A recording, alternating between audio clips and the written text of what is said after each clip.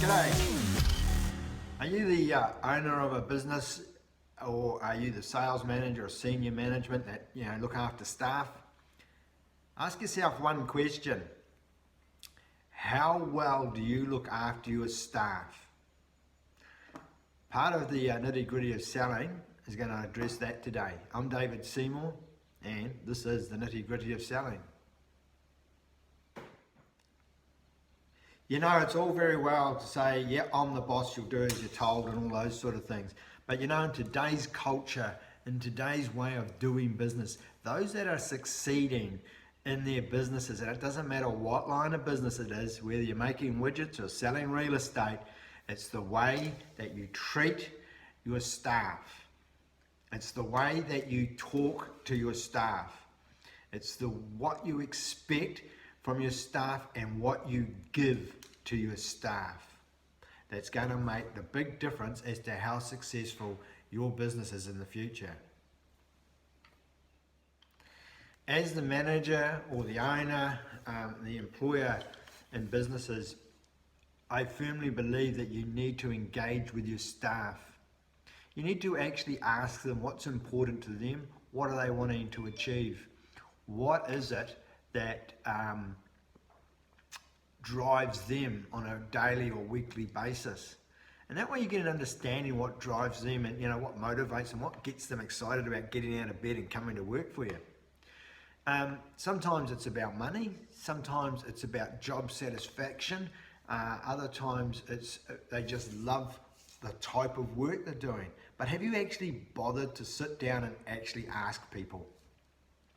But here's the other thing is that, sometimes I see bosses are all too quick to snap and snarl and tell employees off because something didn't quite go right.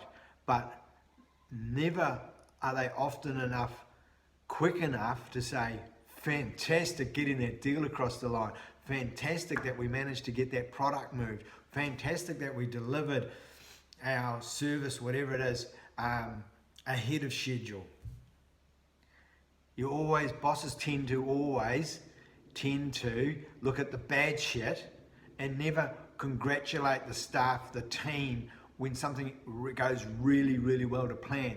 So if you're one of those bosses, just take a deep breath and have a think about how you have reacted to some things in the last few weeks and go, could I actually do it better?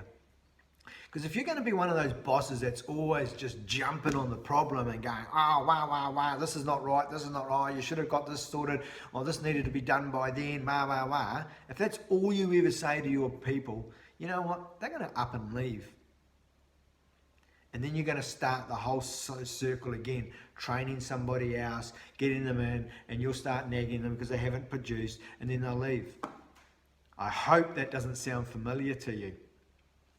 Start looking at it. How can I engage more positively?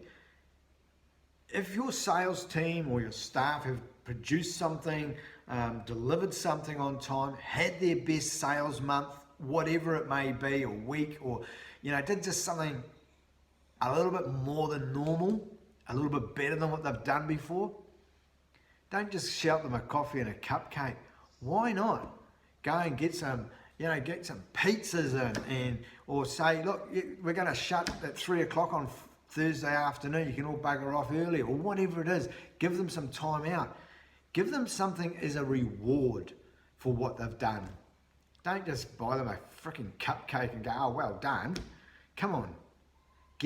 Actually engage them. So the thing being is that you want to, even take them away for a decent meal, or take them out for a decent meal.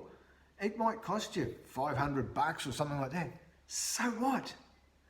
Get your staff on board in the respect is that the more that they deliver, the better that they deliver, the more they're going to want to do it. When I was selling real estate, I used to love it when the boss would go, hey, there's $100 for anyone who would get 3 listings this week. And you go, sweet, so you go hard.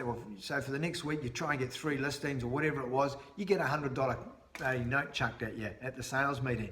You know what? The $100 really, in comparison to getting 3 listings to sell in real estate, was really pretty minor, but it was the little challenges that made it exciting, and to try and, you know, be one of those people that achieved what he had asked. So why not just do little challenges like that? You know, if you can get this product delivered or this service completed by, you know, Tuesday next week, there'll be a little bonus in it. It doesn't have to be huge. But if you do that regularly, people want to, you know, and you up it and you down it and you twist it around a little bit and make it interesting, people will actually engage in it. The competitive people will engage in it. Those staff members that you've got problems with attitude and stuff, well, maybe it might help them to get a little bit more, I want to use the term, user-friendly. But seriously, don't be one of those employees that's always nagging about what's not going right. Look for reasons to congratulate your team. Even if you hear about one of your staff members' family doing something really good. Maybe, you know, one of the girls' kids or guys' kids, you know, won the athletics day or whatever it was, or achieved something at school, or got an award for something. Make sure you congratulate them and tell them they must be proud of that. It shows that you're paying attention to the detail. Be an employer who engages more than just on a work level. Treat your employees so well that they don't want to leave. Because, you know, when staff leave, it's actually a cost to you as the employer, because you have to then re-educate, retrain, and get someone up to the same speed. And very rarely do you actually find someone who's going to replace a staff member that's been with you for a few years and knows their job inside out.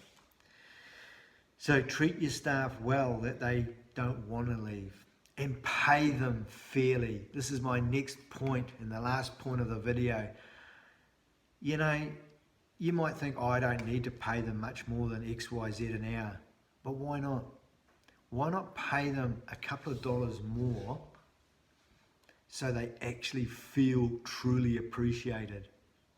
You know, this whole retail minimum wage thing, to me, it's bullshit. Absolute fucking bullshit. $17, $18, $19 an hour in today's age. You know, when I had Sunshine Homes back in the early 2000s, I was paying my office staff $20 an hour back then, because I wanted them to come to work and feel like they were actually contributing to the whole thing, and they wanted to stay, not be out looking for another job that paid them more money. So just think about this. If you're paying someone minimum or near minimum wages just because that's all you have to do, don't be such a fucking Scrooge. Pay them a little bit more and see the difference that you get as a result from that they want to give more to you as an employer or as a sales manager or team leader or whatever. Make sure that you reward people fairly. I've seen employers who run businesses and they're driving around in their new Holdens and their new Jeeps and new BMWs and all the rest of it, and they pay their staff shit wages. That's wrong. If you're one of those employers and you think I'm nuts, well, I'm happy to be called nuts, but I'm telling you, go out there and actually reward your staff fairly. You reward yourself fairly, so why shouldn't your staff be rewarded fairly? Get into the program, as they say, it's 2020 next year. Make sure you reward your staff honestly and fairly rather than the minimum wage. That's bullshit. We're past those days. Hey, that's my talk about how to treat your employees. And I'm David Seymour. Love to hear from you at any stage. This is the nitty gritty of selling.